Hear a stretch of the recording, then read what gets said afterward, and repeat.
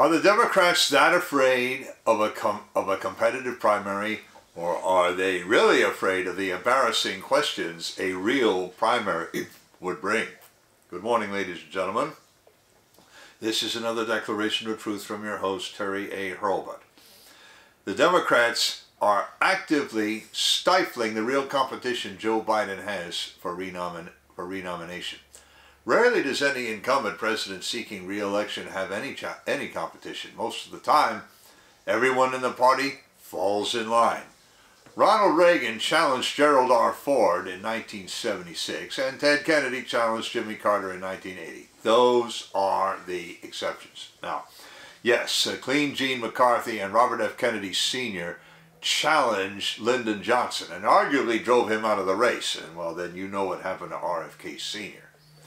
But even then, the incumbents didn't try to deny the challengers a voice. But the Democrats under Joe Biden are doing precisely that. Do the Democrats have so little confidence in Biden as a candidate that they refuse to have a primary process?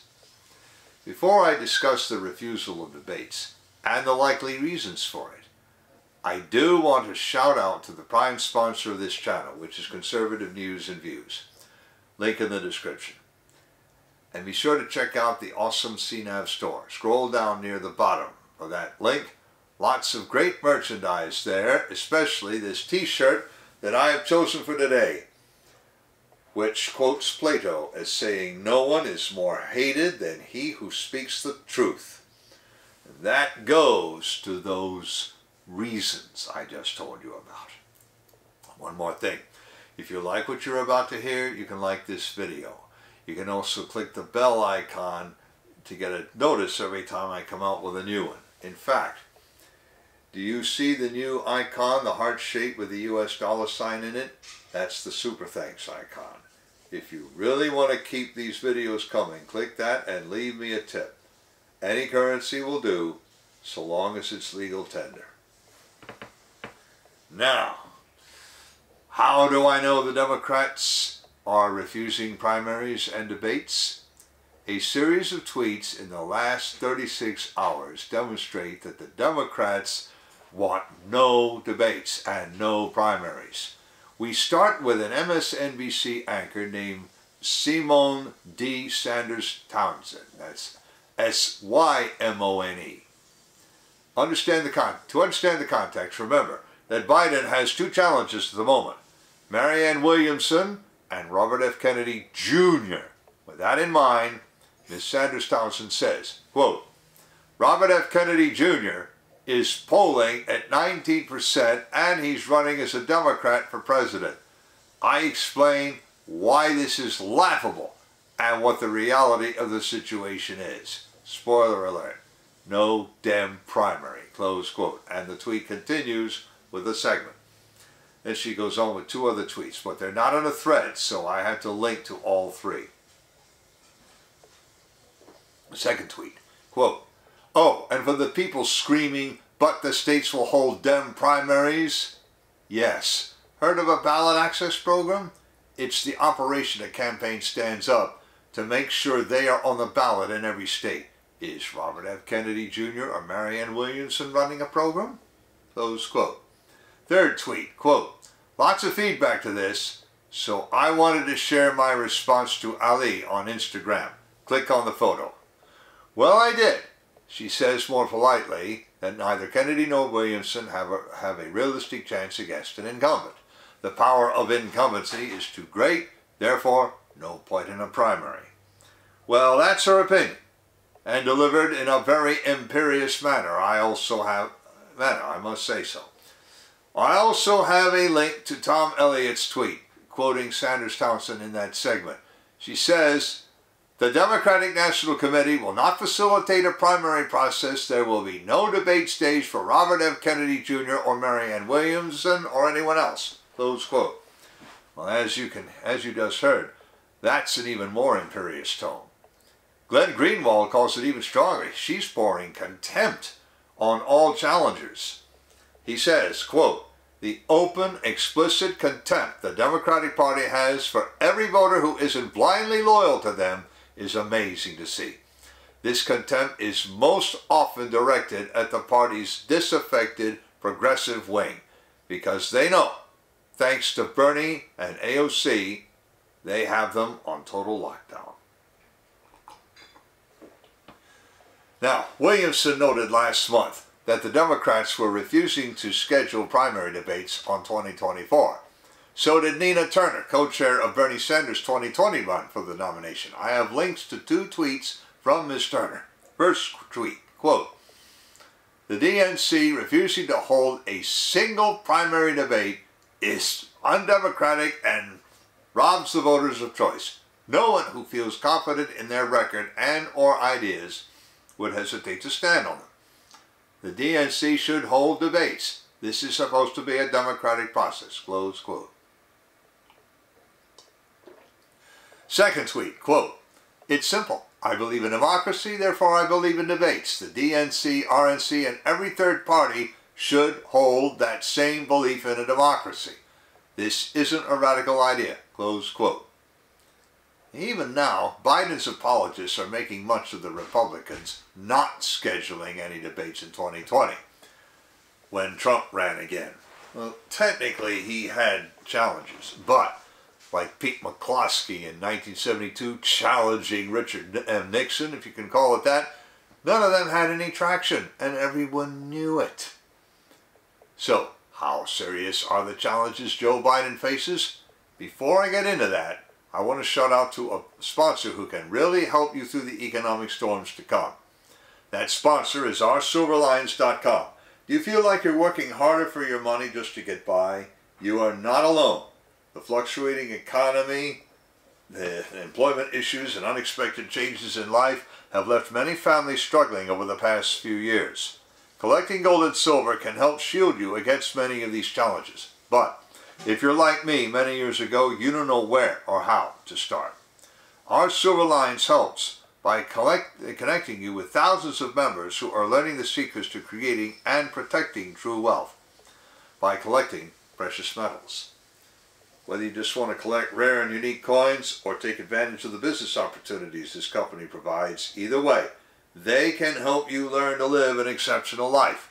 Visit oursilverlines.com to learn how you can build a legacy for your future. Now, so what about those challenges? We'll start with Marianne Williamson. To be honest, she probably doesn't pose much of a challenge, according to Politico. Not to Biden, anyway. Her policy and philosophical positions differ little from those of Biden. She even supports current policy in Ukraine, to the dismay of at least one libertarian theologian. But she levels one accusation above all. Joe Biden is not delivering results. Her criticisms are twofold: that Biden doesn't go far enough, and that he's not accomplishing anything. Robert F. Kennedy Jr. is another matter completely. Now, I don't dispute Simone Sanders Townsend saying he's not polling but 19% at the moment. That's not the point. The point is that on 2 important issues, he breaks sharply with most Democrats. He openly denounces the surveillance state and big tech companies acting as state actors. I have links in the description to a total of 3 tweets from his account. Tweet 1, quote, "Here's how I will dismantle the surveillance state. I will replace the officials that have been instructing tech companies to censor users. I will direct the Justice Department to stop prosecuting whistleblowers and start investigating the crimes they expose. I will rescind administrative policies that surveil Americans' communications. In the long term, it is about forging an entirely different relationship between people and government based on respect." Hashtag Kennedy24, close quote. Now, you've heard me talk about that surveillance state dozens of times, and how the deep state set that up. And Biden needs no prodding to go along with it, because he's an angry, bitter old man who just loves to see his enemies get theirs. So I really believe Bobby Jr. believes and means what he says. In his second tweet, he resoundingly criticized what has become current administration policy as manipulative and mendacious. Quote, in 1960, the USSR accused the U.S. of running an aerial spying program over its territory. Our government denied it to the American people, only admitting it when confronted with the captured U-2 pilot Gary Powers. Americans were genuinely shocked that their government would lie to them. Today, the lying has become so routine that people are no longer shocked.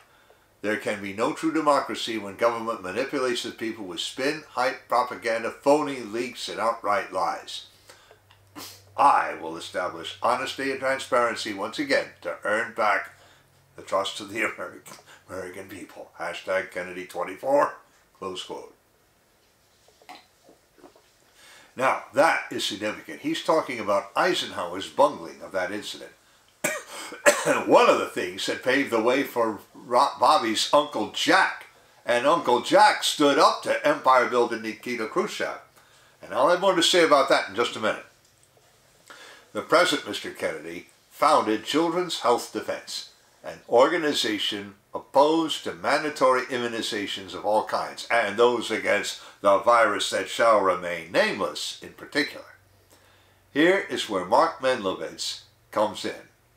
I have a link to one of his tweets. He quotes Mr. Kennedy's tweet about the surveillance state and then adds this, quote, RFK Jr. is as welcome in the Democratic Party as ants at a picnic. I mean that as a compliment, because Democrats are now the party of surveillance, censorship, and political persecution as a means to achieving unchallenged power and control, close quote. And he is so right. Darrell L. Castle noted in his radio broadcast yesterday that Kennedy might have figured in the suspension of Tucker Carlson. Kennedy has appeared on Carlson's program often. He opposes not only current policy on the virus that shall remain nameless, but also, unlike Williamson, he opposes the war in Ukraine. Here's his third tweet and the text of the up-thread tweet, so you can get the whole text. Quote, Russia announced today that the Kremlin has been attacked by armed drones, presumably from Ukraine. Imagine how we would respond if Russian-backed forces launched a drone strike on the capital. We must stop these deranged attempts to escalate the war. After successfully defusing the Cuban Missile Crisis, President John Kennedy warned against ever again forcing Russia to choose between national humiliation and nuclear war. We should heed his advice, close quote. Well, now, remember my talking about that 2 days ago, huh? There you go. Kennedy opposes the war in Ukraine because America under the Democrats seems to have turned war into a business. That business, furthermore, is empire building, which does nothing for ordinary people. That's part of the reason the Communist Party of the Soviet Union got rid of Khrushchev after the Cuban Missile Crisis. Well, now, can't you just imagine? Kennedy would ask questions in any primary debate that the Democrats want no one to ask. Those questions would go to the heart of what it once meant to be a Democrat, back when Russia called itself Union of Soviet Socialist Republics. And they might also include whether his Uncle Jack died at the hand of the CIA, as some suspect. In short, Kennedy might not win, but he'd make sure Biden could never win for the embarrassment he would cause. So, that's the opposition the Democrats want to stifle. One candidate criticizes the incumbent for talking what a leftist would call a good game, but failing to deliver results. And the other criticizes policies at the heart of administration policy and accuses the administration of betraying everything Democrats stood for as much as 60 years ago. No wonder that party wants no primary debates. That exercise would only embarrass them, and they know it. But one cannot keep a candidate totally silent today. By refusing debates, the party actually calls attention to the very people they wish would go away. They also keep at the forefront the issues on which they cannot hope to win. Links in the description to the article, to 5 recent tweets about the Democrats not having debates, to 2 more by Nina Turner from last month, to those tweets by RFK and one by Mark Mendlovitz, to my Declarations of Truth Twitter account and to Conservative News and Views. I've also left links to the awesome CNAV Store and oursilverlines.com, as I also mentioned. You know already about how to like a video, turn on notifications, and leave a tip. On the end screen, I'm going to leave a subscribe link to my channel and links to the Twitter Files playlist, the Ukraine playlist, and my video about state actors being real. This is Terry A. Hurlbut delivering another declaration of truth and reminding you to let the truth set you free.